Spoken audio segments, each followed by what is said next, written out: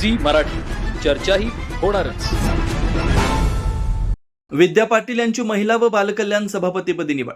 कोल्हापूर जिल्हा परिषद सत्ताकारणात आज एक महत्त्वाची घडामोड झाली आहे. कुदनूर मतदारसंघातून निवडून आलेल्या विद्या विलास पाटील बसरगे यांची महिला व बालकल्याण सभापतीमध्ये निवड करण्यात आली. नुकत्याच झालेल्या जिल्हा परिषद निवडणुकीत राष्ट्रवादी काँग्रेस पक्षानं चांगली कामगिरी करत काही महत्त्वाच्या जागांवर विजय मिळवला. कुदनूर मतदारसंघातून विद्या पाटील, तुडिये मतदारसंघात रचना राहुल गावडे आणि माणगाव मतदारसंघातून मानसी भोगट यांनी विजय संपादन केला.